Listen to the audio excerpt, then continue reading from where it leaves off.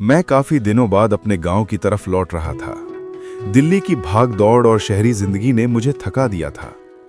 Train की खिड़की से बाहर देखते हुए पुराने पेड़, खेत और छोटी छोटी मिट्टी की सड़कें अचानक मुझे अपने बचपन की यादों में ले गईं। गांव पहुंचने का मतलब केवल छुट्टी या आराम नहीं था, बल्कि मेरे पुरखों की जमीन जायदाद का निपटारा करना भी था। मेरे पिता ने हमेशा कहा था कि जमीन हमारे पूर्वजों की मेहनत की निशानी है। ट्रेन से उतरते ही मुझे ठंडी हवा ने छुआ। स्टेशन छोटा और सुनसान था। मुझे आश्चर्य हुआ कि इतने सालों में भी कुछ ज्यादा बदलाव नहीं आया था। पैदल चलते हुए मुझे पुराने खेत और टूटी फूटी दीवारों के बीच गुजरते हुए अजीब सा शांति और साथ ही डर महसूस हुआ, जैसे कोई मेरी हर हरकत पर निगाह रख रहा हो। घर पहुंचते ही मैंने देखा कि घर लगभग वैसा ही था जैसा मैं बचपन में छोड़कर आया था। दरवाजा खुला था, लेकिन अजीब बात यह थी कि अंदर हलचल की झलक थी। मैंने धीरे से आवाज दी, हेलो, कोई है? कोई जवाब नहीं आया। मैंने अपने कदमों को धीमा किया। फर्श पर धूल जमी हुई थी, जैसे कोई सालों से इस घर में नहीं आया। अचानक मुझे एक दरवाजा दिखाई दिया जो आधा खुला था। वो खिड़की के पास का कमरा था। अंदर एक पुराना दीपक रखा था। दीपक की रोशनी में कमरे के कोने में कुछ हिलते हुए दिखाई दिया। मैं घबरा गया, लेकिन हिम्मत जुटाकर आगे बढ़ा। कमरे में पहुंचते ही मैंने देखा कि दीवारों पर कुछ अजीब निशान बने थे। खून के धब्बों जैसे नहीं, बल्कि प्राचीन रेखाएं। मैंने सोचा ये शायद मेरे पूर्वजों की चेतावनी है। रात को मैंने घर में ही ठहरने का फैसला किया। जैसे ही रात गहरी हुई, घर में अजीब सी आवाजें सुनाई देने लगीं। पहले तो लगा कि हवाओं की आवाज है, लेकिन धीरे धीरे आवाजें मानव जैसी लगने लगीं। किसी ने फुसफुसाया, यहां मत रहो। मैं डर के बावजूद पुराने कमरे में सोने चला गया। बिस्तर पर लेटते ही खिड़की से बाहर कुछ दिखा। एक साया मेरे घर की दीवार पर हिल रहा था। उसकी आंखें अंधेरी और चमकती हुई थीं। अगले दिन सुबह मैं गांव के सरपंच से मिला और जमीन जायदाद का मामला सुलझाने की कोशिश की, लेकिन गांव वाले मुझे अजीब नजर से देखने लगे। एक बुजुर्ग महिला ने कहा, इस बस्ती में मत रुको, पिशाचनी जाग रही है। मैंने सोचा ये केवल अंधविश्वास है। दिन ढलते के साथ गांव में सब कुछ अजीब हो गया। रास्ते खाली, पर कभी-कभी पीछे से पैरों की आवाज सुनाई देती। खेत में अचानक धुएं जैसे धुंधले साए दिखते। गांव की नहर में पानी लाल दिखाई देता, जैसे खून। रात आते ही डर बढ़ गया। मैंने सोचा ये सब मेरी आंखों का भ्रम है, लेकिन जब मैं भंडार घर में गया, वहां मुझे पुराने फोटो दिखाई दिए। फोटो में मेरे पूर्वज, पर उनके चेहरे पर अजीब मुस्कान और खाली आंखें। फिर मुझे सपना आया। सपना इतना वास्तविक था कि डर कर जाग गया। गांव में एक अदृश्य शक्ति घूम रही थी।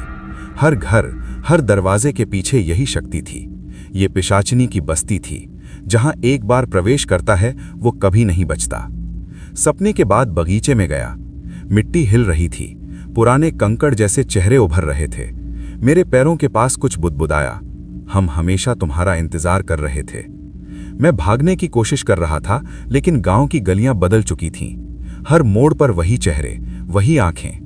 कोई साया मेरे पीछे पीछे चल रही थी। अचानक पुराने मकान का दरवाजा खुला और एक पूर्वज की आत्मा मुझे बुला रही थी। उसकी आवाज में खाली सन्नाटा था। वो बोला, तुमने हमारी जमीन संभाली नहीं, अब तुम्हें हमारी तरह बनना होगा। मैं समझ गया, पिशाचिनी की बस्ती केवल नाम नहीं थी, ये उन आत्माओं की जगह थी जिन्होंने अपने जीवन के अंतिम दिनों में जमीन और परिवार की रक्षा की थी। अब वे मुझे अपने साथ ले जाना चाहते थे। जैसे ही मैं भागा, पूरा गांव बदल गया।